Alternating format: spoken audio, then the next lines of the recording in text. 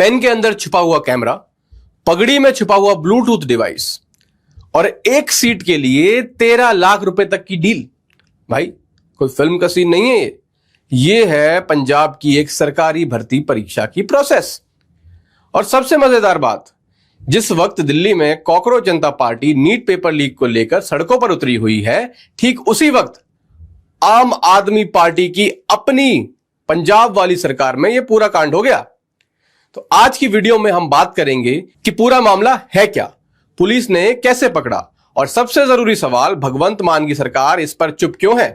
नमस्कार, मेरा नाम है प्रखर तिवारी और आप देख रहे हैं सारांश।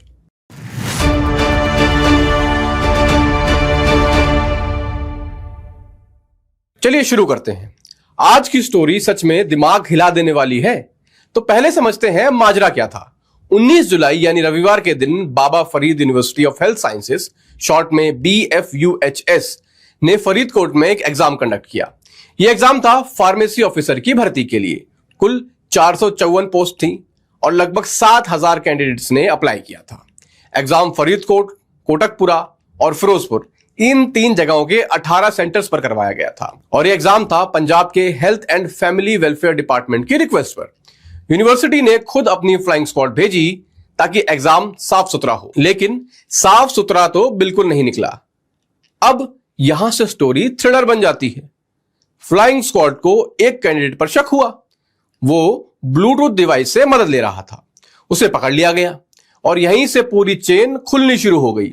पुलिस की जांच में सामने आया कि फिरोजपुर सेंटर पर बैठे एक कैंडिडेट, नाम है आयुष, उसने एक हिडन पेन कैमरे से क्वेश्चन पेपर की फोटो खींची। यह फोटो व्हाट्सएप पर भेजी गई हरियाणा के भिवानी में बैठे एक शख्स को, नाम सजन ने वो फोटो आगे भेज दी फरीदकोट के सोसाइटी नगर में बैठे दीपक को, जो वहां एक घर के अंदर एक टेम्पररी कंट्रोल रूम चला रहा था। और वहां से दीपक और उसका साथी मंजीत सिंह सीधे एग्जाम हॉल के अंदर बैठे कैंडिडेट्स को जवाब डिक्टेट कर रहे थे, रियल टाइम में। भाई साहब, AI से भी तेज। एग्जाम चलते चलते सोचिए जरा, एक पूरा control room, wireless network, interstate coordination, ये किसी एक बंदे का काम नहीं है, ये एक पूरा ऑर्गेनाइज्ड रैकेट था। पुलिस ने अब तक कुछ 35 लोगों को हिरासत में लिया है। इनमें से 28 खुद कैंडिडेट हैं और 7 वो लोग हैं जो इस पूरे नेटवर्क को चला रहे थे। मास्टरमाइंड बताया जा रहा है गुरमीत सिंह को, जो फाजिल्का के संत कबीर पॉलिटेक्निक कॉलेज में काम करता था। बाकी साजिशकर्ता राजस्थान और हरियाणा से जुड़े हुए हैं। यानी यह सिर्फ पंजाब का लोकल रैकेट नहीं है, इंटरस्टेट नेटवर्क है जो खास तौर पर पंजाब की सरकारी भर्तियों को टारगेट करता है। पुलिस को मौके से 27 वायरलेस डिवाइस, पेन कैमरे और ईयरपीस बरामद हुए हैं। FIR दर्ज हुई है भारतीय न्याय संहिता और IT एक्ट के तहत। अब सबसे चौंकाने वाला हिस्सा, पैसा। रिपोर्ट्स के मुताबिक एक कैंडिडेट से 3.5 से लेकर पूरे 13 लाख रुपए तक लिए गए थे, सिर्फ यह गारंटी देने के लिए कि वो एग्जाम पास कर जाएगा।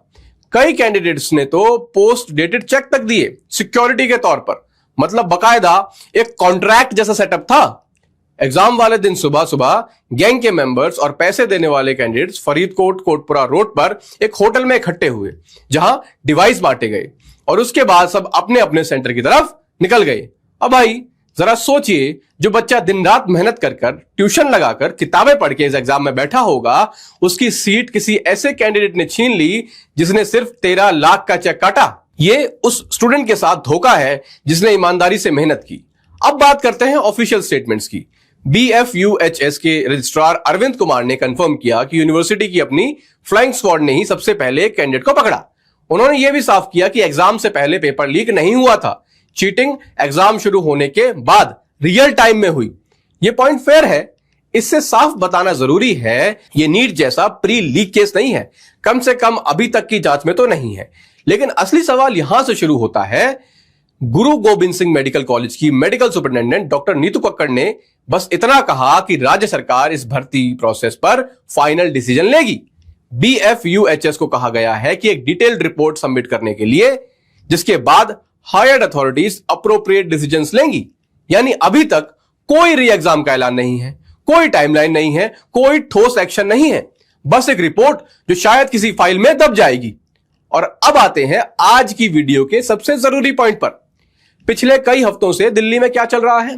कॉकरोच जनता पार्टी के बैनर तले स्टूडेंट्स और अपोजिशन का पूरा इकोसिस्टम नीट पेपर लीक को लेकर सड़कों पर है।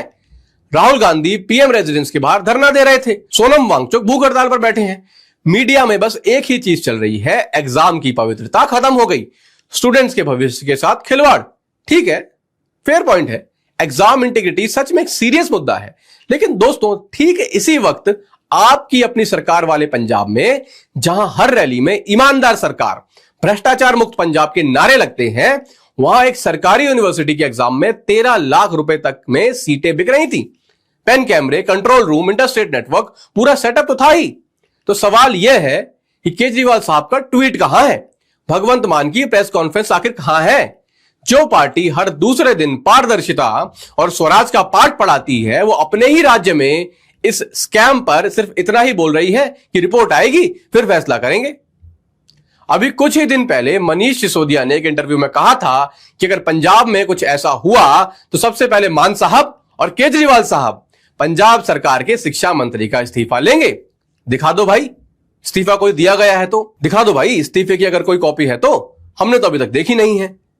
अगर एनटीए के अंडर हुआ पेपर लीक नेशनल इमरजेंसी है, तो आपकी यूनिवर्सिटीज के अंडर हुआ ये 13 लाख रुपए वाला हाईटेक चीटिंग रैकेट सिर्फ एक एडमिनिस्ट्रेटिव मैटर कैसे बन जाता है?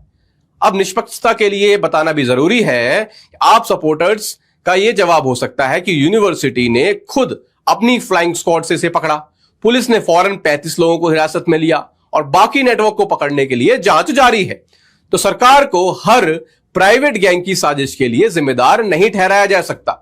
ये दलील सुनने में ठीक भी लगती है, लेकिन असली दिक्कत डबल स्टैंडर्ड की है, दोगलेपन की है।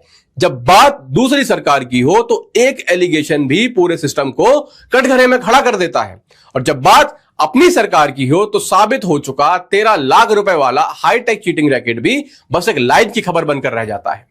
देखिए, स्टोरी अभी खत्म नहीं हुई है, पुलिस अभी भी बाकी नेटवर्क को ढूंढ रही है और आने वाले दिनों में गिरफ्तारियां हो सकती हैं। असली सवाल यह है कि पंजाब सरकार इन 454 प्रोटेस्ट के रिजल्ट का क्या करेगी? पूरा एग्जाम कैंसिल होगा या सिर्फ पकड़े गए 28 कैंडिडेट को बाहर करके बाकी रिजल्ट को वैसे का वैसे रहना दिया जाएगा? जब तक चंडीगढ़ से साफ जवाब नहीं आता, तब तक यह सवाल बना रहेगा। अगर आपको यह वीडियो पसंद आई हो तो लाइक कीजिएगा, कमेंट में अपनी राय जरूर बताइएगा। क्या आपको लगता है कि आप सरकार को इस मामले में सामने आकर जवाब देना चाहिए? चैनल को सब्सक्राइब करना मत भूलिएगा। मिलते हैं अगली वीडियो में। जय हिंद।